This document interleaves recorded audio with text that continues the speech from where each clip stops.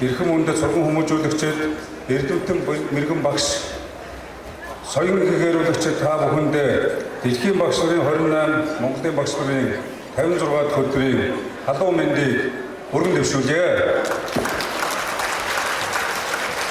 Монголчууд бид эртнээс нааш эрдэм ном, эрхэм баян хэмээн хэлцэж, эрдмийн их багшийг оройн дээд хэмээн хүндэтгэж ирсэн уламжлалтай ард түмэн.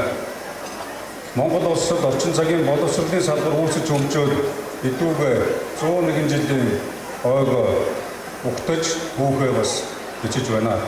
Үе үеийн эрдэмтэн багш нарын маань хичээл зүтгэл ач хавьяагаар мянган шилдэг шавнаар төрөн гарч их орон нийслэл бод төрлөх дүүргийнхээ хөгжил дэвшилд хөв нэмрээ оруулсаар байна. Хүн төрлөختнийг нэрвэлсэн хөнөөл цар тахлын он жилүүдэд багш сургууль хүмүүжүүлэгчид та бүхэн маань олон бэрхшээл зорилтын дундуур их орныхоо ирээдүй болсон хүүхэд залуусыг эрдэм мэдлэгийн зөв тасралтгүй замчсан хөтлөлөө.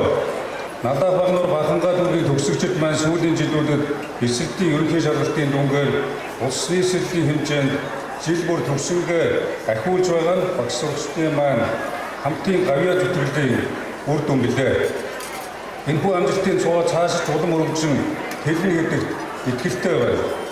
Шинжлэх ухааны технологийн хөгжилд цаг үед дэлхийд дахины өмнө улс төр нийгэм эдийн засгийн хүндрэлтэй нөхцөл байдал улам бүр газар авч шин тутам сорилт мөн шин боломжуудтай бид нүүр тулж байна. Би биш, бид хамтдаа, миний биш, бидний гэсэн өөрөмсөг сэтгэлгээ, эв нэгдэл, эерэг нийтч хандлага өдгөө дэлхий даяар тэр дундаа монголчууд та бидэнд хамгийн ихээр өгүүлэгдэж байгаа билээ. Ийм эрхэм багш, сургууль хүмүүжүүлэгчид та бүхэн маань их хэл, өв соёл, бүх түүхээ бүрэн төгс мэддэг, нэг талаар өрөөл бусдын ахуй соёл ялгаатай байдлыг хүндэтгэн үздэг, дэлхийн иргэнийг бэлтгэх хүүхэн үүрэг хариуцлага уурж байгааг онцлон бас тэмдэглэж дурдъя.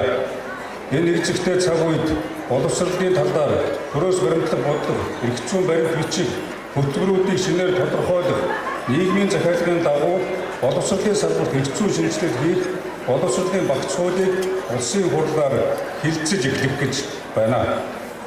Боловсролын багц хуулиар боловсролын салбарын хөгжлийг системийн түвшинд авч үзэн шинээр загварчлах, багш бэлтгэх болон үнэлгээний тогтолцоог сайжруулах, сургуулийн өмнөх баг дунд болон дээд боловсролын бодлогын шинжилэл, насан туршийн боловсролын санхүүжил, боловсролын салбарын цахим шилжил, багш сургууль хүмүүжүүлэгчдийн нийгмийн асуудал, шагнал урамшуул гээд бүхэл зүйлийг бүтээлч, оюунлаг, сэтгэлгээ хандлагад тулгуурсан цогц байдлаар шийдэхээр зорин ажиллаж байна.